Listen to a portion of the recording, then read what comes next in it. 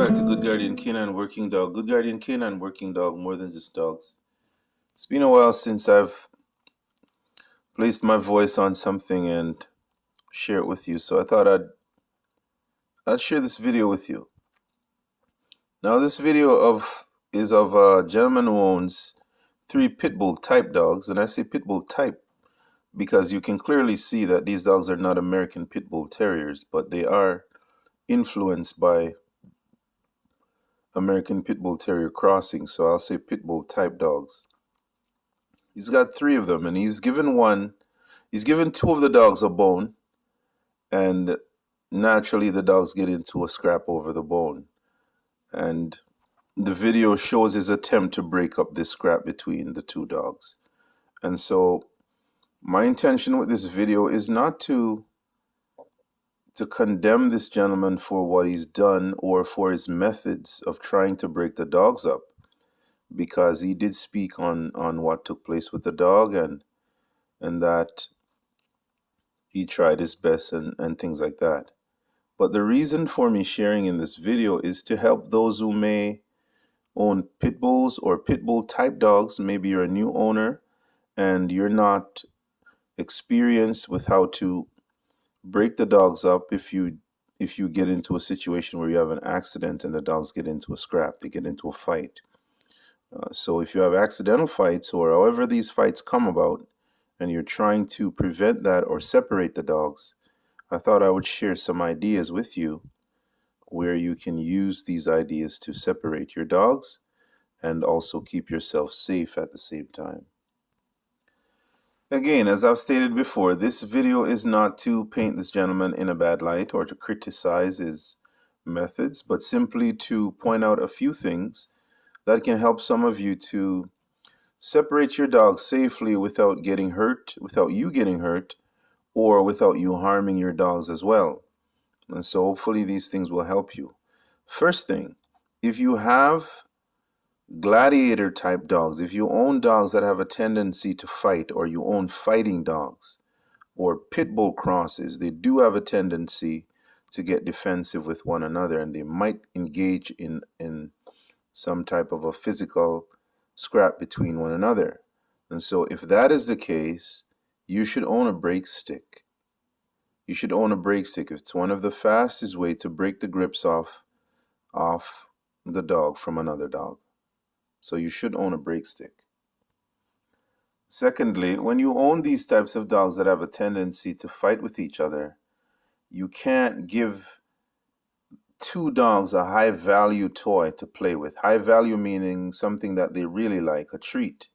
You can't give 2 dogs one treat, a high value treat to play with. They will display dominance over each other to get this high value treat.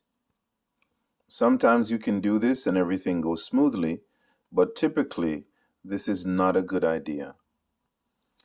Third thing I've noticed in the video, if you notice, none of the dogs have a collar on or a harness or anything where you can get control of the dogs very quickly. When you have gladiator type dogs in your home, it's very necessary that they have a collar on or something on them that if they get into an altercation with each other, you can separate them. Very important. If not, you will rush in a state of panic and try to grab the dogs and try to get between their heads, and you could lose a finger or lose your hand. This is not smart.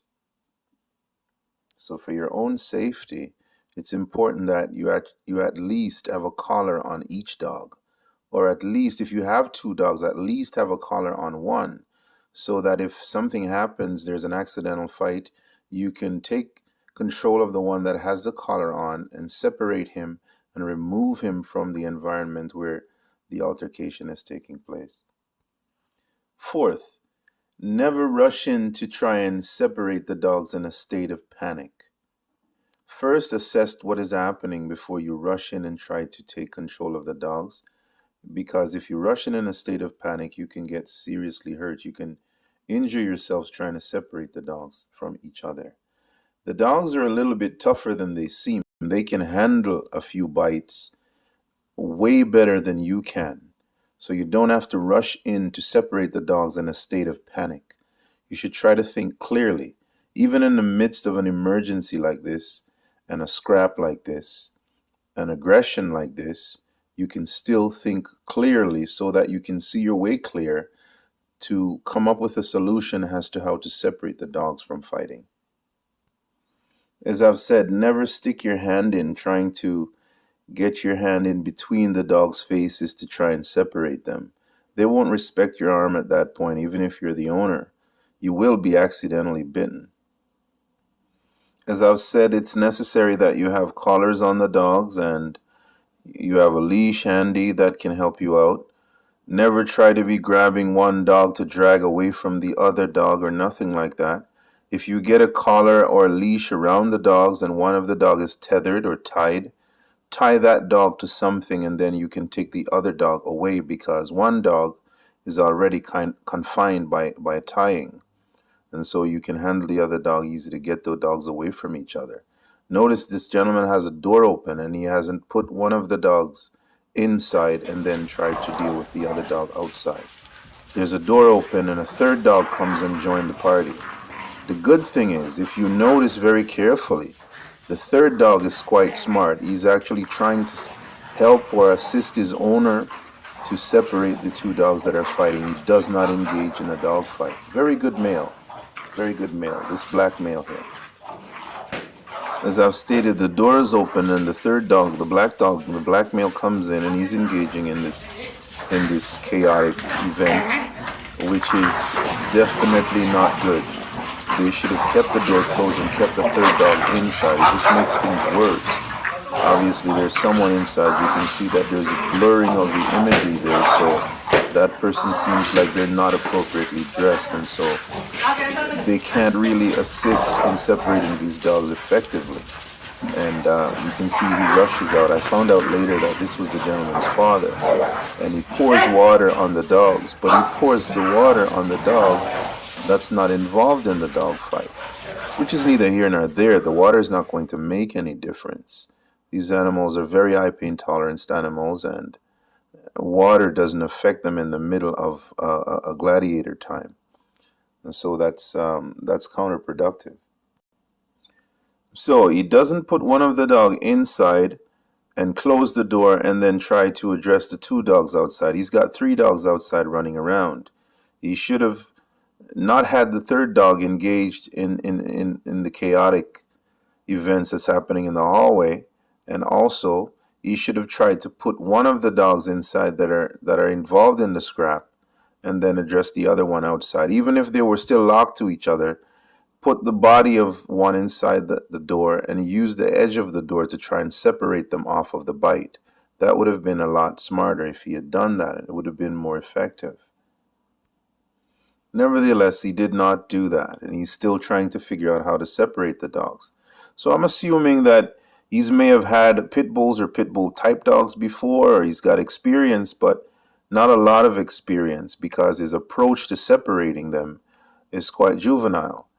At this point, he's beating the dogs with it looks like a helmet, whether a biker's helmet or it's a helmet of some sort, and it's quite solid. It's never a good idea to beat the dogs in this fashion to try and get them to release from one another. You can really seriously injure the dog unnecessarily. Unless the dogs are outside in a position where human life is at stake, this is unnecessary. Simply tie one of the dog and take the other dog off that dog. It's that simple. I don't know. I hope this makes sense. I hope this helps some people. My intention was to try and share a few ideas with you that can help you to separate your dogs if you have an accidental fight at your place. I know sometimes it's easier said than done, but what makes it worse is when you fall into a state of panic. So step back, think a little bit, and then rush and start doing the things that would be able to help you to be effective in separating the dogs. I hope that helps. Now, to gain a better understanding of what I've been explaining, let's watch the entire video from start to finish.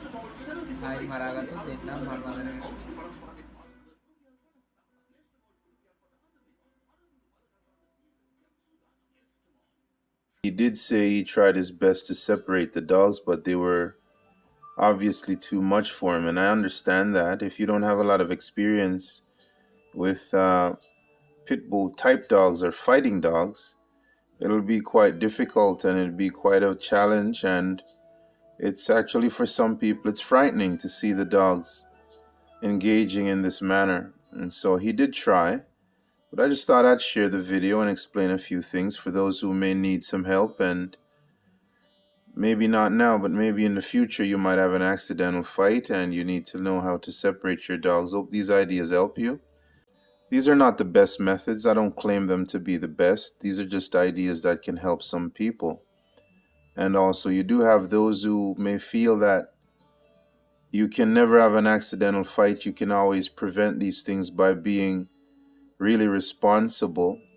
Well, I can tell you from experience and from over the years of all of the dogmen that I've known that are incredibly good dogmen and responsible people, you cannot 100% prevent a dog fight. Accidents will happen. That's why they're called an accident. So he did try, so great effort on his part, but obviously not the best approach. He tried, but the dogs, once the dogs are engaged, they really don't listen. The animal instinct takes over and the dog is simply just being a dog. Anyway, that's it for now. I'll see you in my next video. Thanks for watching. Enjoy the videos as usual. Enjoy the dogs. Take care of your dogs. Take care of your families and yourselves. Help someone who you can as much as you can. And hopefully I will see you in my next video if God allows.